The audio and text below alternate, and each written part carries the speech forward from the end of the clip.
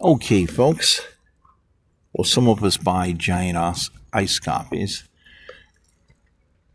I confess I got two ice copies, actually. So basically, I'm on the third cup. Welcome to the third cup.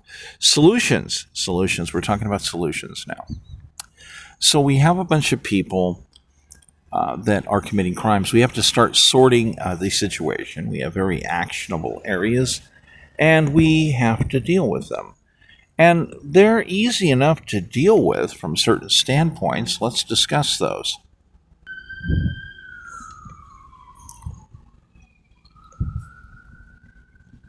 Okay, the reality is we have a series of emergencies. And we have a lot of people that are involving themselves in RICO activity. It's very actionable. We need to start at the beginning. We need to understand where's the crime occurring that is doing the most damage. And we have an array of experts that do their job each and every day in these categories. Now, I'm going to talk about a category that is kind of not necessarily addressed too often. That's called violation of constitutional oaths. It's an important category, and we almost never see activity in this area. We have judges that violate their constitutional oath. We have candidates. We have people in leadership that violate their constitutional oath. And this is crucial because there obviously is an entire purpose to having a constitutional oath. We cannot abandon the meaning of the constitutional oath. We have too many people in leadership. So prosecuting people in leadership that violate their constitutional oaths is crucial. We have to keep a strictness at the original set points that we put in place. These are tactical table quantification mandates that we must follow. So the solution is how do we deal with people that want to keep stepping up saying, well, we're just going to go uptown and jack the rich folks? Well, that is a violation of the Constitution of the United States. They have an entire program and profile of a series of items that they keep laying out that are a violation of the constitutional oath. In other words, these people are not even qualified to run for office. They're violating their constitutional oath. And it's actionable. It's very actionable. So we have to disqualify them. We have to begin the sequences of stepping up and having the panels and having the court hearings. And we have to focus now specifically also. Now, I'm not telling any other departments to abandon what they're doing. We have a lot of professionals out there doing their job. They need to keep doing their job. But we need to set something up new and realize that we have people who have violated their constitutional oaths. They've involved themselves in very anti-constitutional behavior, and it's actionable. So, among these things, we have things such as, sanctuary cities, for instance. We have areas around the country where they have banned people from the most basic dignity of staying alive, utilizing base mandatory survival skills to build a structure to protect themselves from the elements. So we have parties involving themselves in genocide, banning people from being able to build structures with their own hands. And it's the same group of people. They've been adding taxes and taxes and taxes. They're running out of territory to tax people. In California, they have virtually destroyed the entire middle class. It's horrible. So when you ask them, what about doing stimulus plans proper that don't require them to tax anybody at all? They're dumbfounded. They don't understand. And they say, well, what is your plan then? Oh, well, our plan is to go uptown and jack the rich folks. That's their entire plan. That's all they got. That's all they got. That's criminal intent. You're not creative. You're not actually true colonial capitalist. You're not participating in the understanding of constitutionalizing capitalism and colonialism practices. You're stepping up like a bunch of criminals as a mob running around saying, we're just going to jack people. That's not a solution. That's a disease, and it's the wrong disease. There's no decency there. There's no respect there. You can't run around and say, well, we've decided that all these people are going to collectively pay a series of taxes that, collectively add up to, 25% more money over the course of, 4 years. You can't do that to people. You have people that are retired, disabled. They live on fixed incomes. You just can't walk up to people and say, yeah, and keep doing it again and again and again. There are people that have looked at taxation rises over the course of the last 15 years and say, do you realize that you have raised my taxes to the point where the cost is beyond my entire income? All of my income together is not enough to pay your taxes that you've invented. And their response is, well, if you don't pay your taxes, we're going to come up there and take your house. We'll take your house. We'll take your business probably. We'll take all your assets.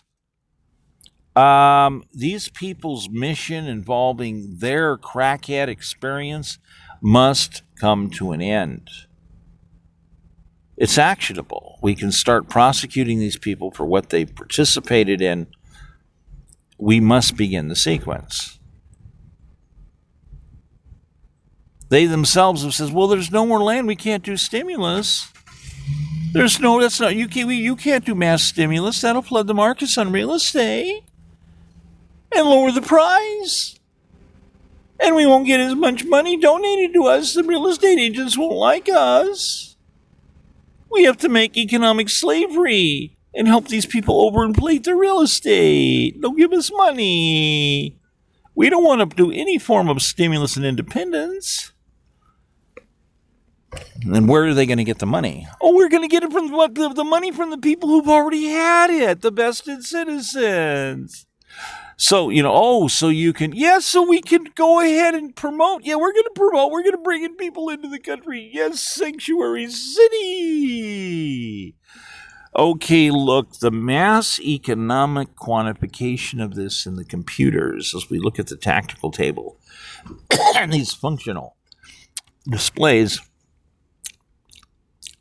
see this massive activity, and it's very time-consuming to go over it. It's very time-consuming to look at these things individually, but they're all there.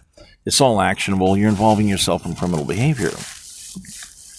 We can quantify all of this, and we can put these people in prison. Very simple.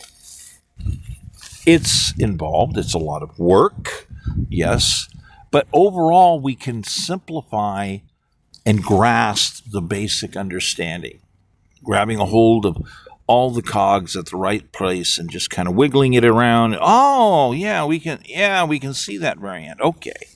So, we need to put these people in prison for what they're doing and disqualify them. You cannot engineer deliberately, like right here. Oh, look, Royal German Empire. Oh, look. Communism. Oh, look, socialism. Yes, it's a tactic. They spread as a tactic. Look, we're going to flood a bunch of people that are diabolically opposed to colonial constitutional capitalism and overthrow the country, and we're going to do it the fast way. We're going to just keep jacking the rich people for the money. We're just going to keep jacking them and jacking them. Yeah. And then we're going to cause a bunch of extra problems. We're going to engineer things by doing taxes on other areas. We're going to basically destabilize people's lives across the board, causing vast problems. By creating vast poverty, we will have people who will quickly want to sign on empowering more of us to get into power as we tell them, yes, we're bringing you universal income. Look, sign here, press this button. Elect us, you get $3,800 a month in universal income. Come on, that's what you want to do. You need it. You're hurting for money, right? It's the decision you have to make, right? Now you got a bunch of starving retired people on the verge of losing their home that have seen many other people lose their home, that are looking upon pressing that $3,800 button as a no-choice option. Yeah, a no-choice option. Boy, that's not going to do much for Steve. Now me, myself, my entire campaigns that I've been running on have been trying to get prosecutions going on actionable prosecutions, tremendous violence focused against my campaign. But, we have Newsom stand right up and say, look, it's illegal to do investigations. It's illegal to display evidence. It's illegal. It's legal to do all these things. Excuse me. They've shut down the entire concept of proper criminology explorations. Well, only these two departments can handle these things. The Secretary of State and the AG's office. Yes, but they're the ones we're investigating. They're part of the criminals that we're investigating. These are the people that are in dereliction of duty.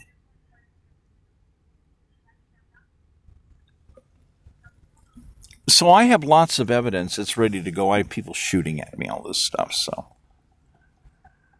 So making sure that I get enough copy to keep me sharp is crucially important. So there are solutions out there. Protecting colonial constitutional capitalism is key.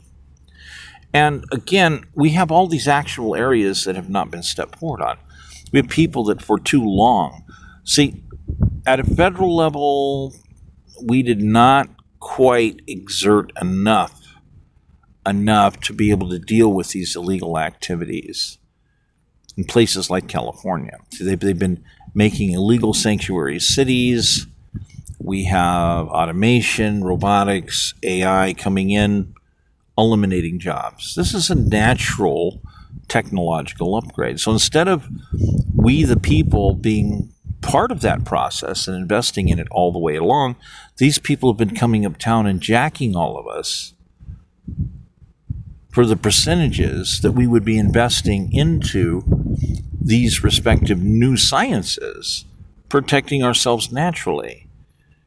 This would be, I don't know, all of the middle class for the most part. So these people are lying. They're implying to people all over the world that somehow they would have a destiny here when the statistics show there's 100 million jobs that are going to be lost. There's no destiny for these 35 million illegal aliens in the country. None whatsoever. 92% of them will not have a job in 10 years. That's the way it's going. There'll just still be nothing for them. And the other one says, well, there's universal income. You can't sit these people down and go through a serious question and answer session. They'll just start taking the fifth right away. This is what the pattern that we're seeing happening with these people. Because they don't want to get down to the real brass tacks. They don't want to get down to the real big items of why they have sabotaged the economic tactical table on a mass scale. They've run out of areas to tax anymore. They can't explain themselves. This mass fraud.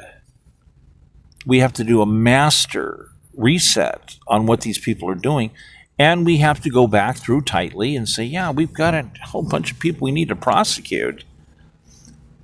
So this has been part of the problem with crime, for instance. So there's been people complaining about crime, and you would have candidates step up, like in California. Oh yes, we're going to address crime. Well, they would say one thing and then do something completely different. And then they would omit all the points of, well, we want to see people being held accountable at the high levels. That's where the big mega crime is. That's what we want to stop. And they'd always translate it down, well, we're converting it into the only criminals out there are smaller citizens, people in the middle class or poor people, and we'll just go after them. That doesn't resolve the crime problems that are infused and designed at high levels. So there has to be, should I say, a certain amount of equality of, yeah, you bust bad players at a low level who are at a low income level, but when you run into people at a high level, mass economic sabotage, that was determined by our forefathers before the Constitution of the United States was actually invented. It was something in the process of being negotiated for to be made. And the tactical table experiments of many types, mass economic sabotage. And some of the best historians that we have can't even find it in history. They don't know how to find it. What was the punishment? The punishment for mass economic sabotage was considered to be, as though treason, death penalty. Why? Well, here's a simple comparison. When you get somebody like Adolf Hitler that is murdering people in vast numbers and ripping people off in vast numbers and going on rampages in vast numbers all over the place, you punish these people. You hold them accountable. Mass economic sabotage. When you have people that are destroying not just 1 or 10 or a dozen lives, thousands, tens of thousands of people's lives, divesting people, hundreds of thousands of people, millions of people.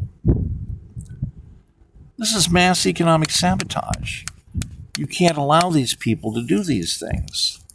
They're actionable. They've always been actionable. They were originally designed to be understood as being actionable.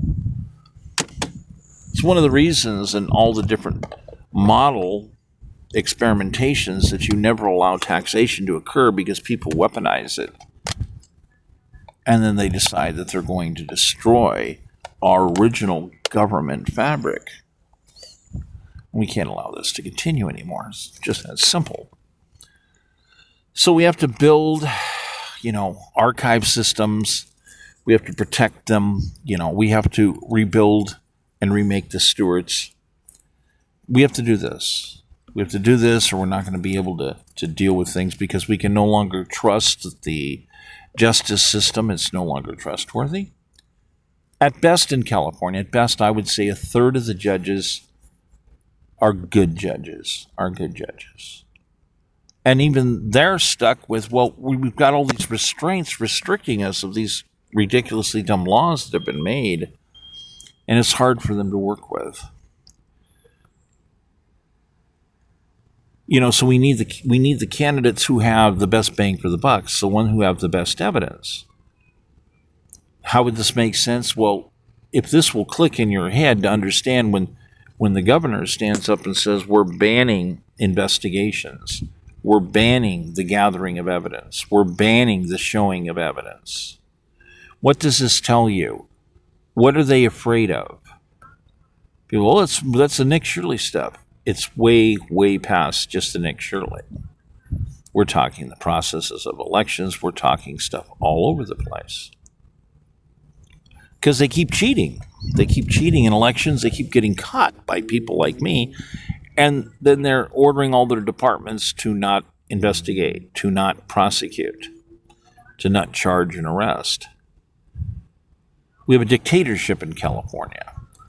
It's a dictatorial matrix. We now have a communist party, basically, that has overthrown politics in California. And it's actionable. The only way to stop these people from continuing forward, because why? Are you going to tell me I'm wrong if I'm going to tell you that people have neglected policing properly at a high level these various players for far too long? They were sneaky. These people go to lectures worldwide, communist lectures. They intake, they accept all kinds of information and designs, extreme tactical table designs that were designed to make matrices of law structures to massively destabilize citizens from having the finances available to participate in the processes of elections properly. And this, of course, over long periods of time has caused mass damage. Many people have just left California that could. Many people got trapped and totally consumed. Many people have died. We have mass genocide. This is reality. This is the truth. So we have to step in federally at this point. We need co-assistance. We need state, we need co-assistance.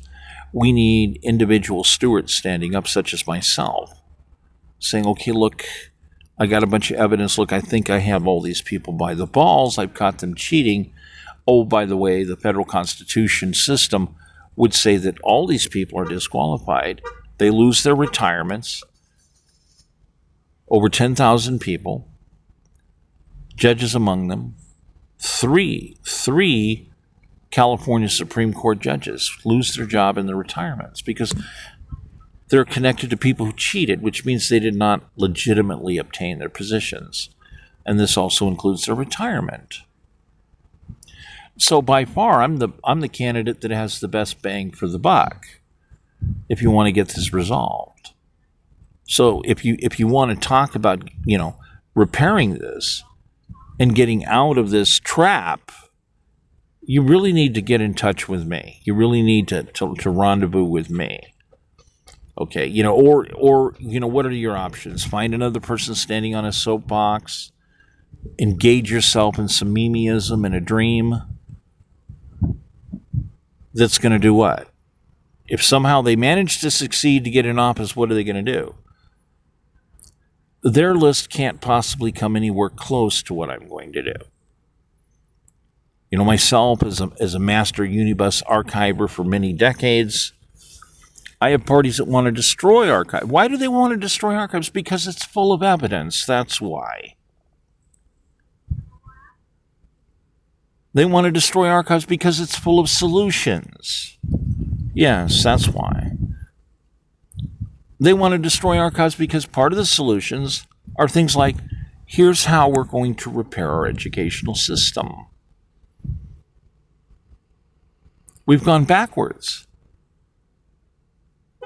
Prior to the Constitution of the United States, 1750, 12-year-olds were beginning their learning process for carpentry. By age 15, building their first home. Longevity was 38 years of age. You had to live your entire life and maybe not make it to 40 as a statistical average. This is the truth. All your lands acquired, all the provisions for your children's, everything statistically by age 38 had to be done. These people are saying, be a good communist worker, and after 42 years of work, then we can talk about you retiring. Let's see, 38 versus 42. How do we allow somebody to invent a new statistic that says you now have to work longer than what the longevity was at the origin of the country? The math here says this is so corrupt, this is madness. This is complete and utter madness. The idea that that somebody's been doing mass mismanagement is blatantly obvious. And the archive understands exactly how they did this. Because why? It's full of evidence. Of course they want to attack it. Of course they want to destroy it. Is this logical? Does this make any sense to anybody? Of course they don't want to prosecute the people that are guilty.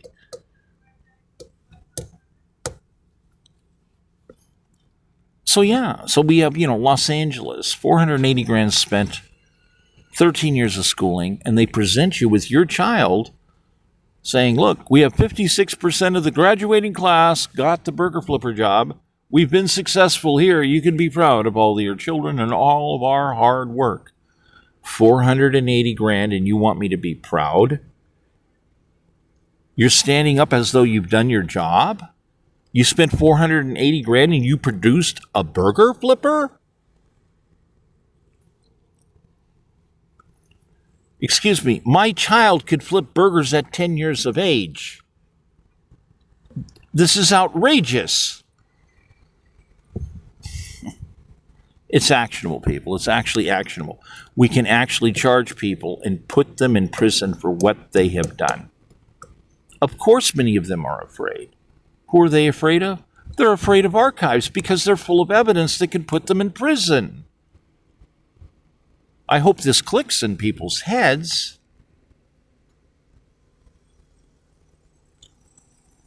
You know, trying to bring this out and then explain to people how blacklisting works, how they're imposing things to stop the free flow of information on the web. It's quite interesting. Why would they want to do that? Well, they don't want the free flow of information because people might find the truth. Yeah, you might find the truth. You might find lists of people that might be declaring to run for office whose material on websites and YouTube would be discoverable. Well, they have to block this. That's exactly what they've been doing. That's actionable. That's illegal. They can go to prison for this. It's cheating.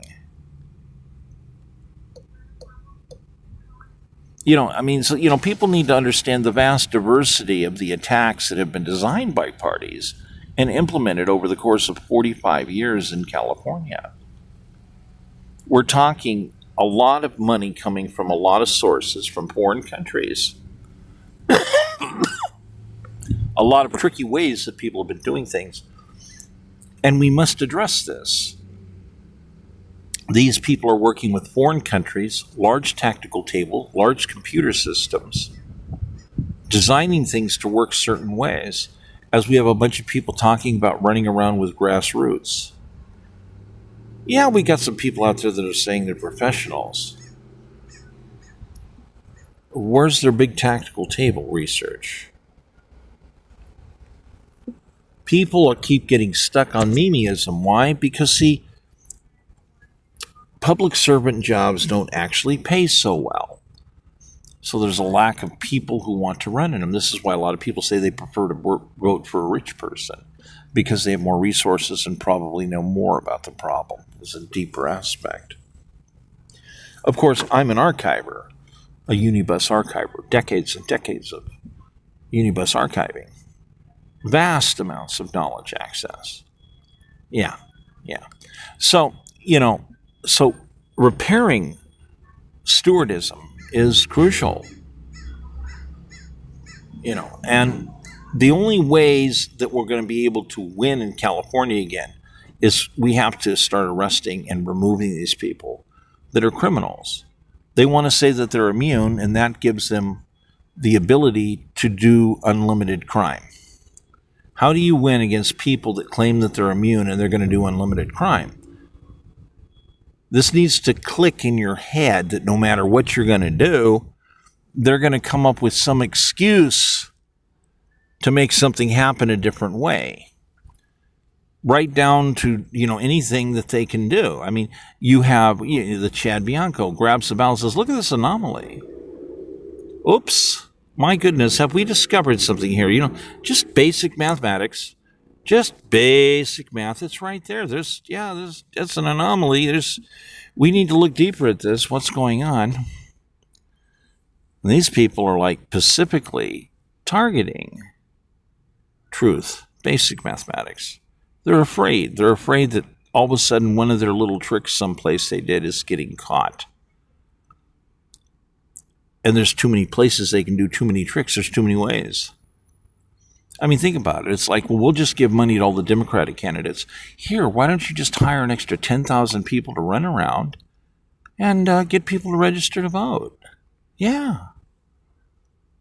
How does that work? They're going to pay them money, giving them unlimited resources for their campaign. But not all their candidates. See, here's the weird thing. Some candidates can't get anything. There's a bunch of Democratic candidates would complain, well, how come we're not getting any assistance, but they're booking other people? Who are they booking? What's going on here? Why is there discrimination even amongst the Democratic Party? This has been happening for decades. Listening and looking at the evidence people have been bringing forward to show what's actually been going on. And then we have mass foreign money. Act Blue is just sitting there going, I refuse. I'm taking the fifth on advice of counsel. I'm taking the fifth on advice of counsel. I'm taking the fifth. Wow. How much money did you get from Russia? I'm taking the fifth on advice of counsel. Wow. Wow. We're just mind-blowing. Mind-blowing. And it's all actionable. See, that's the thing, is it's all actionable. As these, again, it's not clicking in people's heads. We have people, liberal end, Democratic Party, they go to lectures with communists in them that tell them how to